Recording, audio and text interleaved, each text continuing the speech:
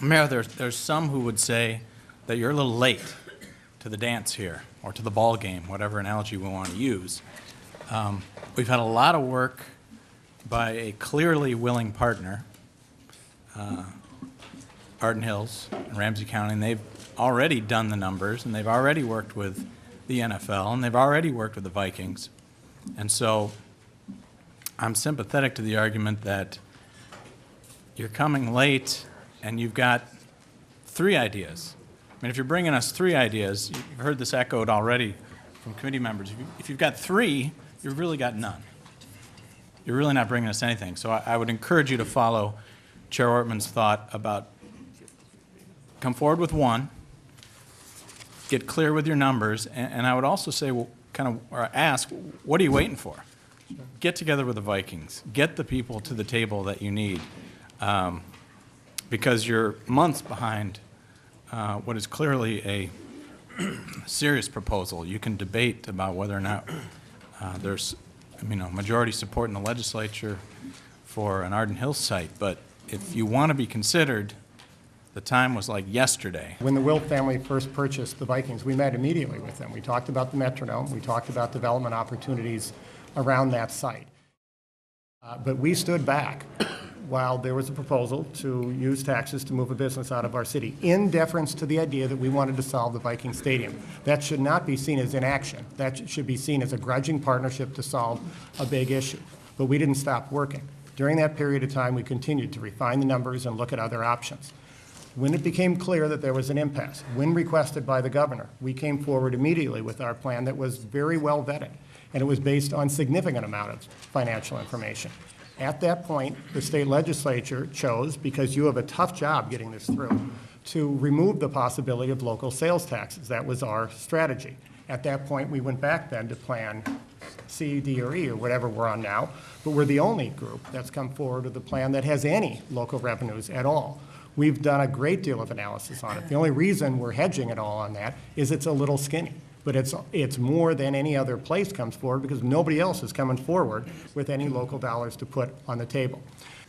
I don't know. This is going to be a hard thing to find 34 votes for. Right. It's not very popular with the public. Rural members are going to do very heavy lifting on this to make it happen. You can go back and look at the vote on the Twins, and you'll see that's how that played out. I don't know if we have a senator in Minneapolis that's going to vote for this or not. But I do think there is a very serious issue about spending $100 million on a rehab of Target Center only to compete and put the XL Center at a competitive disadvantage. Now, I have heard plenty of conversation about how those 2 facilities get played against each other when big-time entertainment comes to our state. And they virtually get those facilities rent-free because they play those facilities against each other. So it's hard enough for us rural people to have to do this and vote against our friends in Minneapolis who don't want to do it. But when our friends in St. Paul also get mad at us because we're giving Minneapolis some kind of a competitive advantage over their city, the lifting gets pretty heavy. I mean, I think we may have a vote or 2 in St. Paul today, if I was going to count.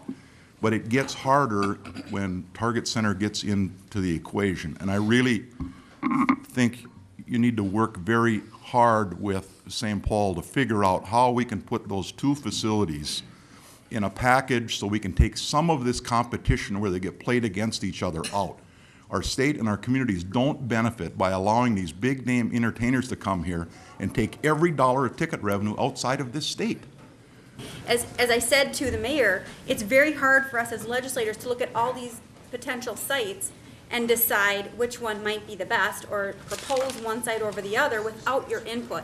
And so at this point, we're not asking you necessarily to partner with Minneapolis, but at least to give them your input, cooperate with them, assist them in identifying the best site for Minneapolis to propose if they're going to propose one. I would encourage you to do that. I think members here would appreciate that. So. Very good, Madam Chair. Thank you. If state leaders request us or require us and direct us to meet with Minneapolis, we will do so and help with their study. But we just want to be clear again on how we got to where we are and our commitment to the vision for a facility at the Arden Hills site and the due diligence that we put in on that site. But thank you, and we will follow your direction. Well, and Mr. Bagley, there's no direction or requirement, but I, for one, think it's in your best interest to help us narrow down sites so we can then evaluate two, instead of trying to evaluate one that's pretty far along in its process and three that are not as far along because they need your input. I think if your cooperation is requested, Mr. Bagley. If state leaders request us or require us and direct us to meet with Minneapolis, we will do so and help with their study. But we just want to be clear again on how we got to where we are and our commitment to the vision for a facility at the Arden Hills site and the due diligence that we put in on that site. But thank you, and we will follow your direction.